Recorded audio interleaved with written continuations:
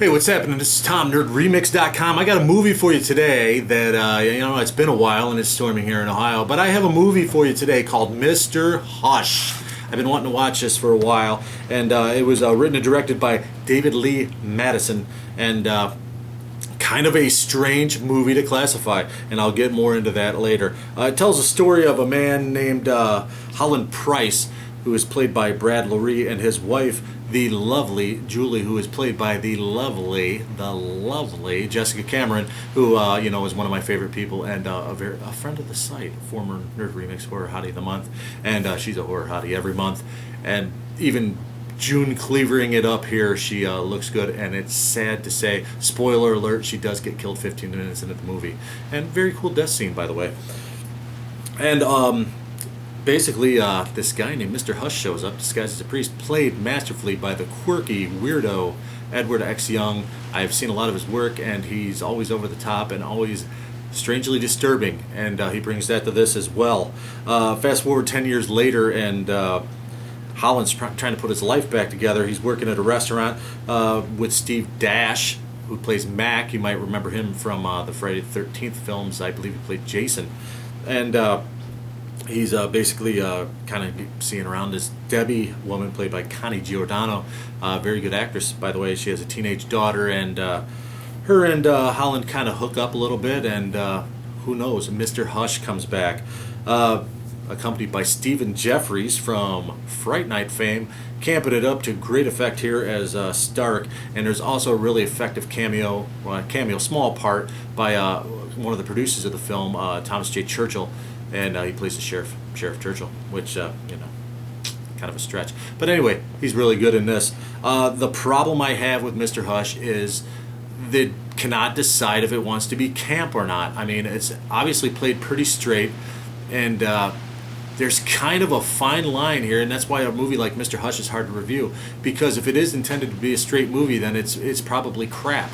If it's not intended to be a straight movie, it's supposed to be camp, then it's very effective, but except for one aspect. If you're going to do a camp horror film, if you're going to do a tongue-in-cheek horror film, if you're going to play for certain laughs or maybe black humor, then you have to let the audience in on the joke, and this movie never does, and that's the problem with it.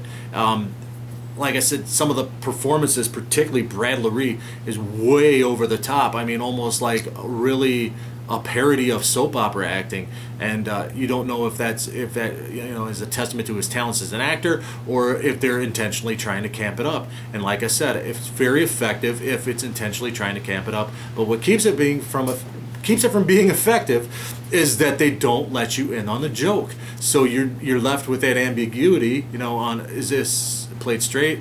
Is this supposed to be a fun Fright Night like? I hate to use that as a reference to Stephen Jeffries is in this, but is it supposed to be like a Fright Night 80s campy film?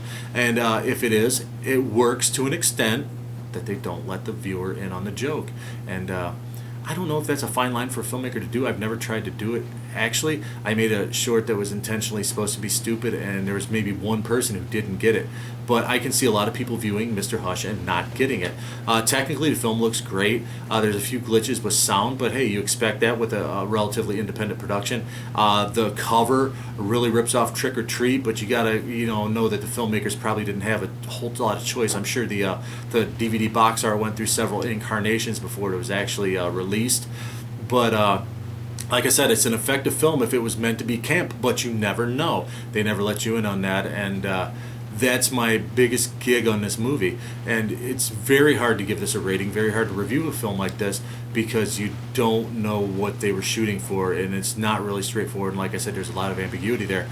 That being said, just because of that ambiguity, and let me just say that Edward X. Young is fantastic in this. Jessica Cameron is fantastic in this. She looks amazing, and she for what screen time she gets, she chews it up pretty good. And Connie Giordano is very good in this also. Stephen Jeffries, like I said, very good.